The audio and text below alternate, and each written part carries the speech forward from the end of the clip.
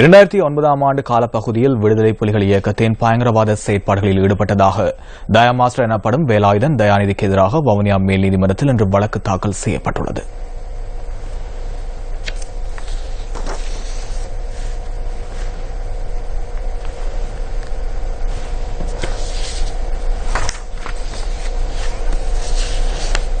சட்டமாதிபர் திணைக்களம் சார்பாக சட்டத்தரணி நிஷா நாகரட்னம் தயா மாஸ்டர் மீதான குற்றப்பத்திரிகையை நீதிமன்றத்தில் நிறைப்படுத்தினார். மேல் நீதிமன்ற நீதிபதி பாலேந்திரன் சசி மகேந்திரன் முன்னிலையில் தயா மாஸ்டருக்கு எதிரான குற்றப்பத்திரிகை நீதிமன்றத்தில் இன்று வாசிக்கப்பட்டது.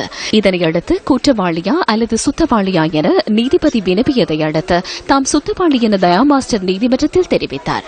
கொழும்பு பிரதம நீதிவான் நீதிமன்றத்தினால் விசாரிக்கப்படும் வழக்கில் தயா மாஸ்டருக்கு ஏற்கனவே பிணை வழங்கப்பட்டுள்ள நிலையில் வவுனியா மேல் நீதிமன்றத்தினால் இன்று பிணை வழங்கப்படவில்லை.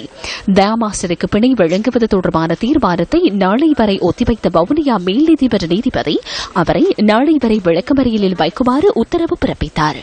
ஆகவே இன்றைய தினமும் பிணை வழங்குமாறு கௌரவ மன்றில் கோரிய போது கௌரவ மன்று குறித்த சந்தேக நபரை அல்லது குற்றம் சாட்டப்பட்ட நபரை ரூபாய் 5 லட்சம் காசு பிணையிலும் 1 லட்சம் ரூபாய் வீதம் 4 அரசு உத்தியோகத்தர்கள் பிணை நீக்குமாறும் வடமாகாணத்தை விட்டு இவர் வெளியேறக்கூடாது என்ற நிபந்தனை அடிப்படையிலும் பிணையில் விட்டுள்ளது. இருப்பினும் இன்றைய தினம் பிணையாளர்கள் நீதிமன்றத்தில் ஆஜர்படுத்தப்படாத காரணத்தினால் நாளை தினம் பிணையாளிகளை நீதிமன்றத்திலே முன்னிறுத்துவதற்கும் வழக்கு விசாரணைக்கு தவணையிடுவதற்குமாக நாளைய தினம் வழக்கு மீண்டும் நீதிமன்றத்திலே கூப்பிடப்படும். அதுவரையிலே குறித்த தயா மாஸ்டர் விளக்கமறியலில் வைக்கப்பட்டிருக்கின்றார்.